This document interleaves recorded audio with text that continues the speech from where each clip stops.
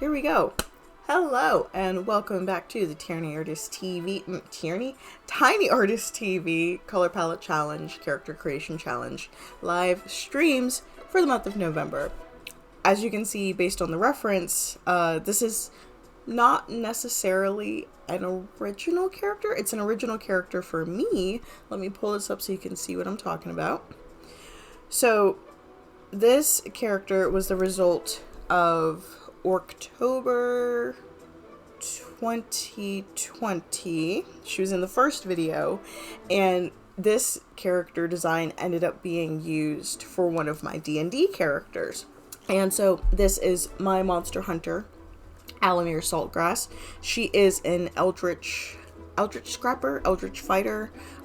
She's a fighter that uses a mix of magic, and I thought it would be nice to freshen up her look a little bit because this art is 3 years old, and even though it's passable for the style, it's kind of cool.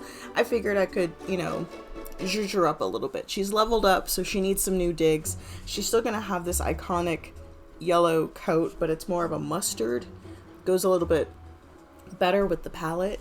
But I'm going to put 15 minutes on the clock for sketch, if I can find there it is, and then 15 minutes for the line art, and then spend the rest of the time coloring. So this is I'm going to shoot for 2 hours. I have not thought of a pose ahead of time. I want to do something actiony, but let me go ahead and get started. I want her to be posed in such a way that her curse marks are apparent. So let's maybe do...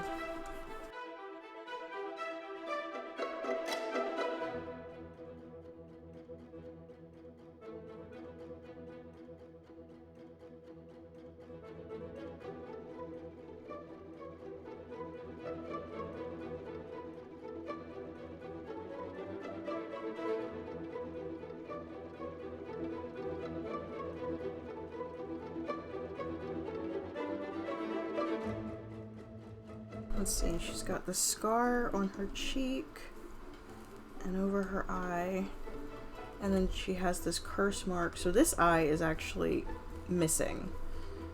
She has this curse mark here. She was scratched by something she was hunting, and so she no longer has, well, I guess on the camera would be this eye, her left eye, but she has this magical eye that she can see out of in lieu of that.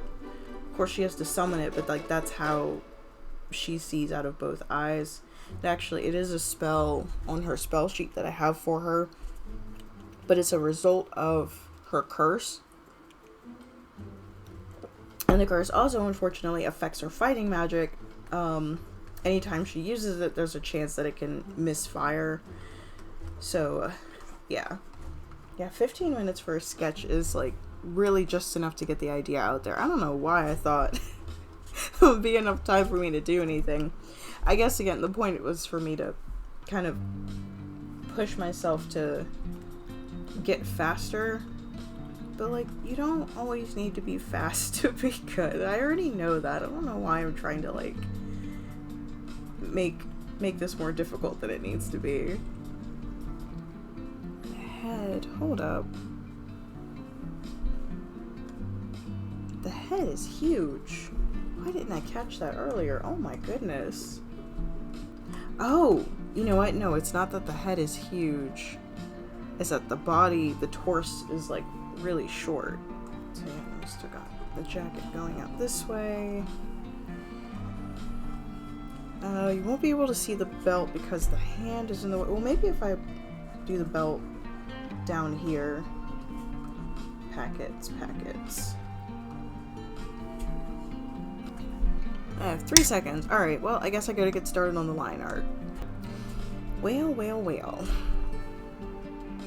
And I do want to use the extra crunchy pen for this, just because it's fun to use. And this is my D&D character, so I want to make it as, I want to zhuzh it up. I want to make her nice.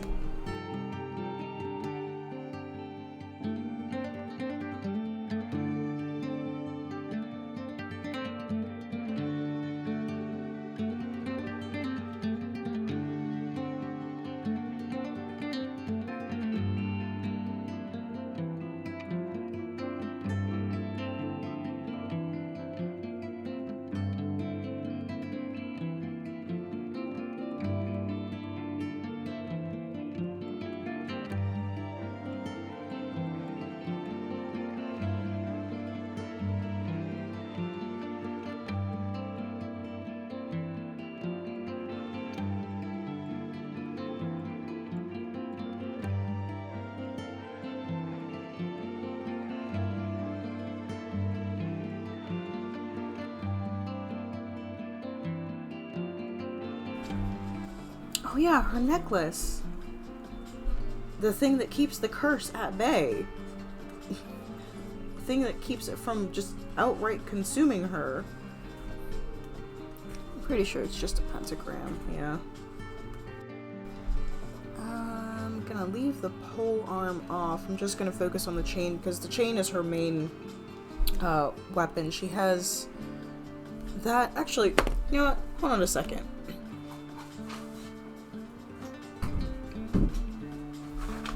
I have returned.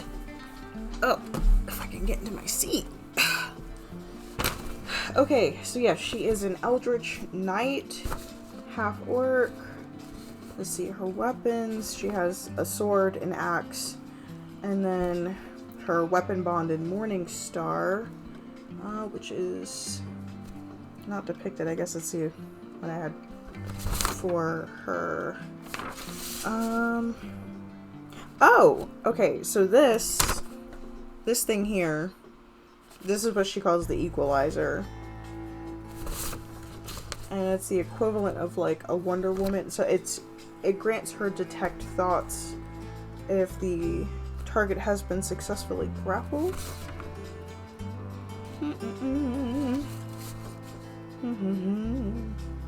Yeah. Glowing scars, missing eyes. Her eye is orange. So I'll need to really emphasize that. Because I think in this image here, the eyes are so small, I think they just ended up being black, but I have on her character sheet that her eyes are supposed to be orange. Yep. Okay, anyway. Let's get started on the colors. Set this to, let's do a nice neutral color. Let's take a blue gray since there's not a lot of blue. Actually, there's no blue in this color palette. On her character sheet, it does say she has gray skin because this is like, so it was white, but it was shaded with blue to kind of give it that gray effect. But she is like very, very pale. Coat. Let's get that coat colored in. I much prefer this shade of yellow to the original, just because this is closer to what a yellow raincoat actually looks like. The color I had here, it was like a lemony, but like not a pretty lemon. Like it was just kind of, I mean, you could see it. It's more like a rubber duck. This is kind of more like a American cheese. I mean, I guess maybe I can make her hat this sort of taupey color instead and have the boots to match. I don't hate that. It's quite pretty. The pants are still going to be black. So I'm just going to take this and push it down so that it's in that same like family tone of colors. We'll call it, I don't know, peppercorn? Black creme? You know, so I'll make the belt pouch this color and I'll make the shirt burgundy. I don't know, guys. It's, for some reason, it's giving like Hamburglar. Oh no.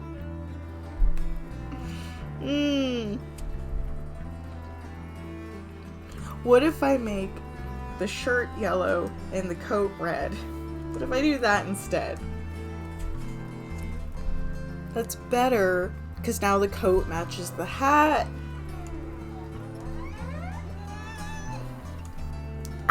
Maybe it's just the costuming choice.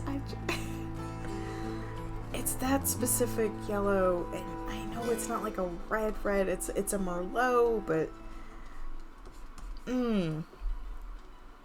that's better. Let me move on and do some more stuff elsewhere.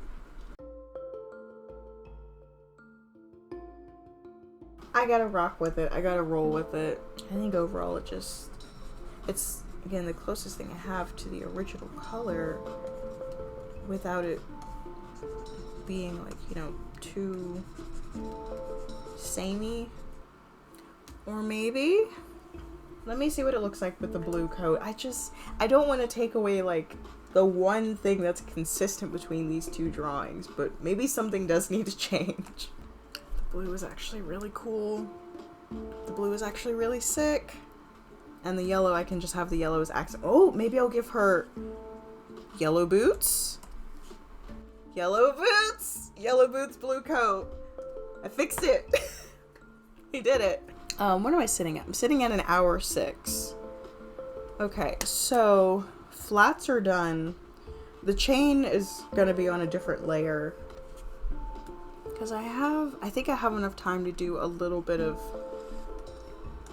shading expression with it, so I want to at least try that before stream is over. I'm gonna use a soft blue to do the shading, just because it looks cool. It's different. It's a little more dynamic than just using a traditional gray, and it almost makes it look as though she's so pale that the coat is reflecting off of her face. What's happening during this part of the live stream is a 5-minute story about why you should play a rogue in D&D. It's basically me telling a story about my character Kina from the last tabletop session that I had before playing this character again. Let's fix the face. Well, not fix it, but just add a little more to it.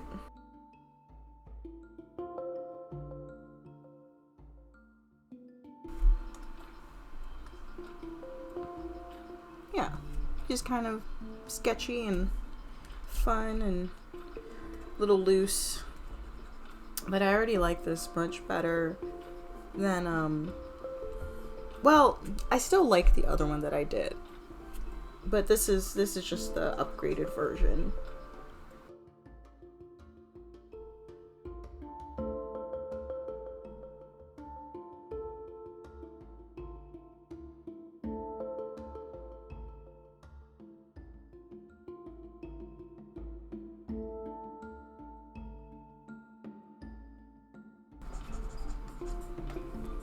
Yeah, simple but effective. That's what we like here. Not everything needs to be fully rendered all the time. Because honestly, in my opinion, like, even though fully rendered is impressive, after a while of seeing fully rendered stuff all the time, like, I've seen some, like, very impressive portfolios on Instagram, but it all kind of looks the same after a while. And so, I don't ever want to be boring. I don't want to get so good that my art becomes boring and predictable. That's why I like having so many styles represented in what I have. Because I know, you know, there's of course the saying, jack of all trades, master of none, but the other half of that saying is better than being a master of one. It's kind of a, you know, a diversify your portfolio. Because if you can at least be sort of good at something, you can get better at it. But if you're only good at one thing, like, that's it. And if that's, you know, if that's the way you want to go about things, then more power to you. But I like a little zest and a little variety. And so that's why I'm not really hung up on having a style, or, you know, I just want to be good at the things that I enjoy.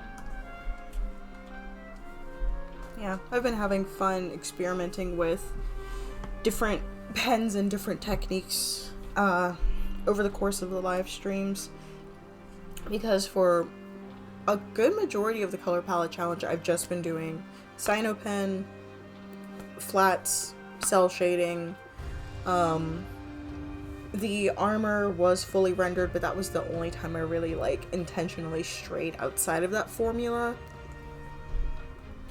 And so this has been good for me to like get outside of that, which is kind of intimidating doing it live, but this is the environment that I chose to do it in. So here we are.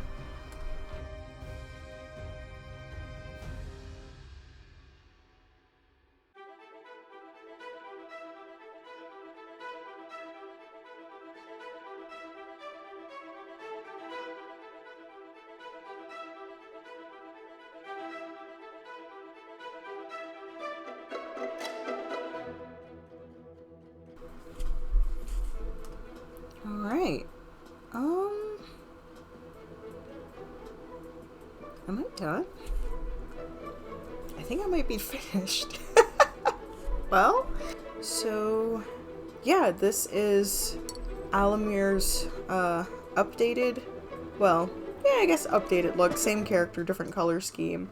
So yeah, again, this is my Monster Hunter character from the D&D campaign that I occasionally am a player in versus being a GM of.